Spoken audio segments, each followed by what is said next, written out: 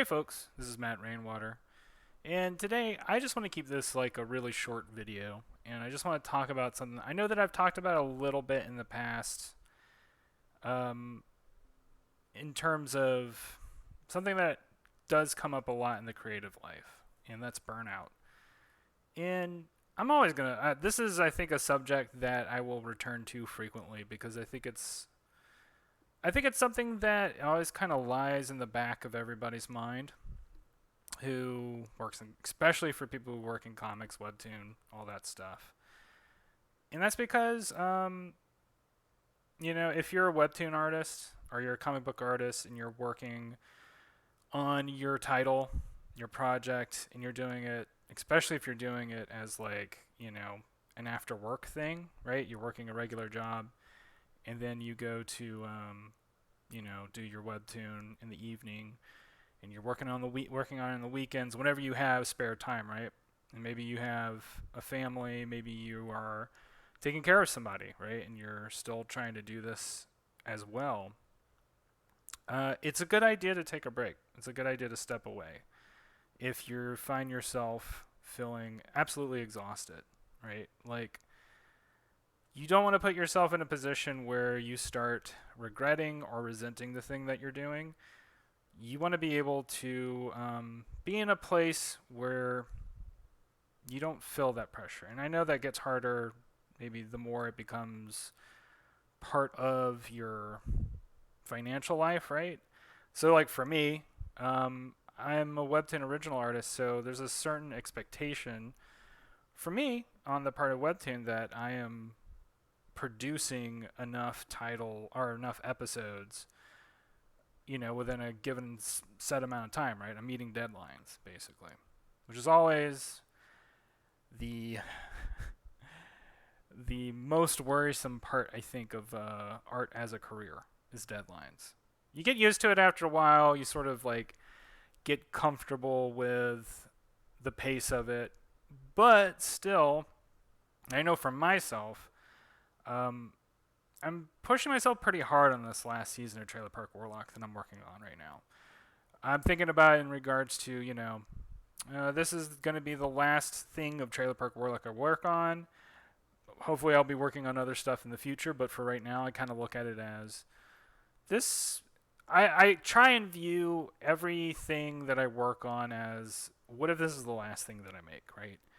So if I have that attitude, I kind of have the attitude of like, this allows me to put my best foot forward because, for X number of reasons, right? This might be the last work that I ever make that y'all ever see from me. And so I want y'all to be able to remember it, right? Regardless. And if I make something else afterward, great. But the point is to sort of approach it with an all-in sort of attitude. And the only issue with that, the only drawback of it, is that it also, I'm pushing myself really hard to make those ends meet. And so I've been sort of in this cycle recently where I have these huge creative bursts. So like maybe I'm getting like, 7 to 8 pages, which would be equivalent of maybe 60 or so panels within a 7 day period, maybe 10-day period, something like that. It's a lot of effort, right? Because I'm not just drawing them and coloring them. I'm doing, all the lettering. I'm writing the story. Um, Even if I do it right within sort of a 9 to 5 regime, it's still an incredible amount of energy that it requires to do that. And so this last episode I just did, I found myself kind of exhausted afterward. It was a lot to draw, it was a lot to make, and it was also just an emotionally difficult episode to create, and y'all will find out why when season 5 happens. And sorry in advance. I tweeted, I put a tweet up a couple days ago from this publishing date. Today's July 1st. What did I say? I'm gonna look at it real quick, y'all. What did I write? I know I was working in a coffee shop at the time when I wrote this tweet, and I think it goes something like, working in a coffee shop on a part of the script that keeps making me want to cry. Why did I think this was a good idea? Legitimately, I was just like, oh, don't tear up, not in the coffee shop. It was fine. Like later on, I allowed myself to be kind of teary-eyed and whatever when I was working by myself and in my studio. But and then my next tweet was, "I'm going to tear your guts out, folks. You've been warned." And anyway, you've been warned. Feels a little pompous to say that, but I mean, I don't know. It made me cry. It made my editor cry. So I'm just like, okay, I guess this is going to be one of those things. Anyway, point is, I don't really want to play up my presumed ability to manipulate people's emotions. The whole reason for this post is to say that like you're gonna have episodes that you write. You can have works of art. You know, not even just like comics, like whatever. Like whether you're a musician, whether you're a sculptor, whatever. That requires so much emotional energy that you're gonna have little burnout periods. You're gonna have moments where you're like, I think I need to take a break. I need to kind of step back for a second, and that's okay. It's totally okay that you need that break time. And I just wanted to make this video to encourage that to y'all. And whatever it is, even if it's not art, right? Like even if it's like just living, just like, you know, just being alive. Sometimes you have to take a step back and recollect your ability, your fortitude, your strength. That happens to everybody, and it's normal to feel that way. And I think sometimes we have to be reminded of that. And there's definitely ways that you can go overboard with it too. Moderation and everything, right? But the point is don't put yourself in a position where you're not paying attention to your own internal emotional mechanisms. So like for me, now granted, this is me, right? For me, taking a break is I spent 2 days writing the episode 131. And so like the difficult episode I was telling you about, that was episode 130. Or maybe it was 129, I can't remember. Let's say it's 129, because I think it's actually 129. And so then I was like, okay, I need to write episode 130. And what I'll do, because it doesn't take me very long to write, to like, you know, do thumbnails and stuff and lay out the actual comic panels. It's a very short process, and it's kind of a laid back process. I really enjoy that about the writing process, because it allows me to, like, I can go to a coffee shop, I get out my sketchbook, I just kind of listen to music, watch, you know, people watch, and then put in my earbuds and just kind of zone out for a while and let ideas sort of flow around and play, you know, which is ultimately, you know, I think this is going to be kind of the thing that I repeat a lot, which is that I think that if you want to embrace the creative life, you sort of have to think about it as 1 part play and 2 parts perseverance.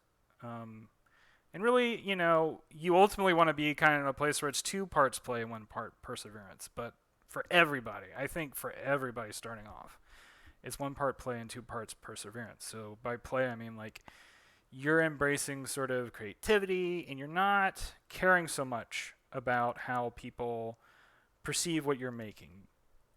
It's important to have an understanding, right, of whether or not something you're making is readable, it's good, whatever. Like all that stuff's important and is worthy topics for us to talk about in future videos.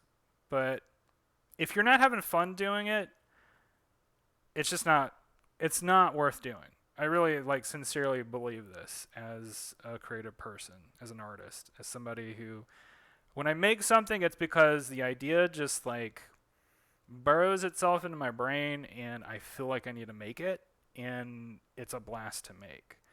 And like Trailer Park Warlock is a blast to make. It is like one of my favorite things that I've ever done creatively. Like It's something that gets me up in the morning. It's something that I'm willing to deal with like the financial difficulties that come with it, um, and the solitude that comes with it. Although the solitude in itself can be kind of rewarding in a certain sense.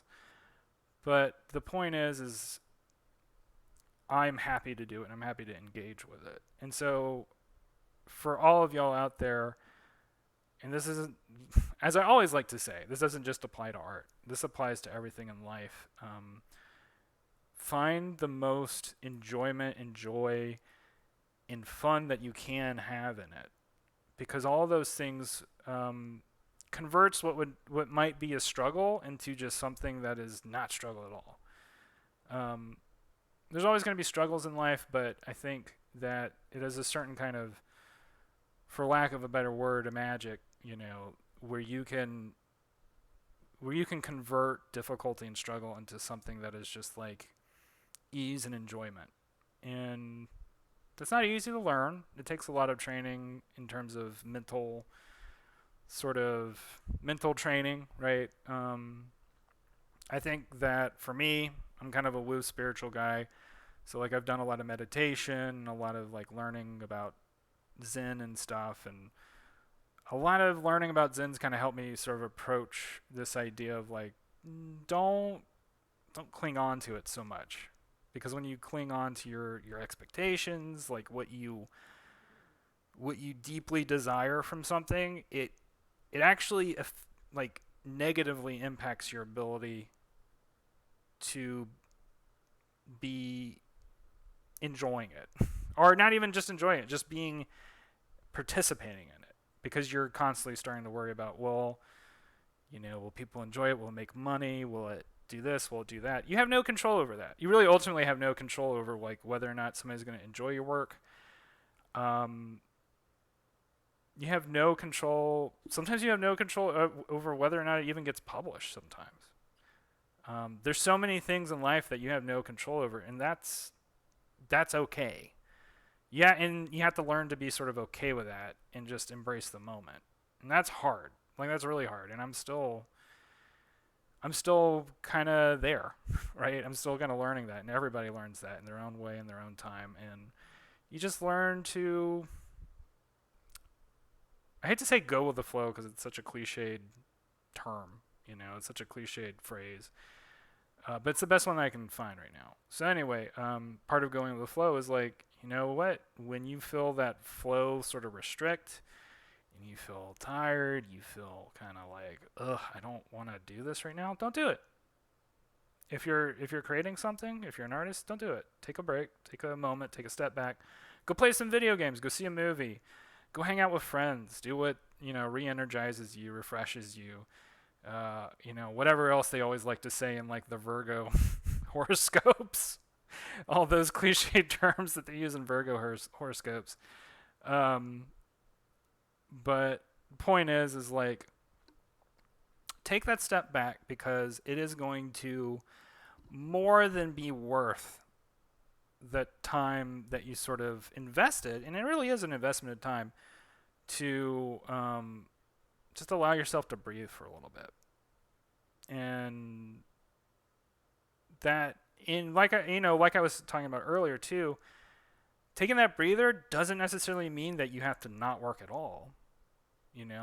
Like maybe just find some part of your process that's just really easy breezy to do. Maybe it's laying out panels, maybe it's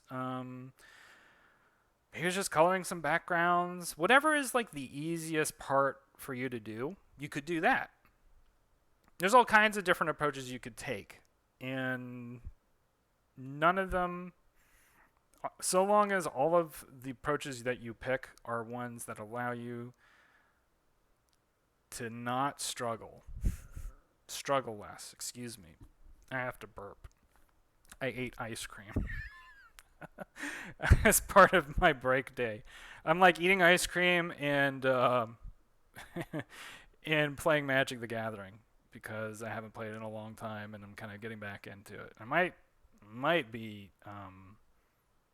downloading the new Cuphead game too, so we'll see. Anyway, I'm going to reiterate this point one last time, y'all, before I go, because I've gone on too long. Take a break. It's okay. When vacation time comes up, take a break. Go on that road trip. Go read a book. Whatever it is that like refreshes you, go do it. And y'all have a good one, okay? I won't waste your time any further. I want y'all to have a good day, and I'll talk to y'all later. All right? Bye.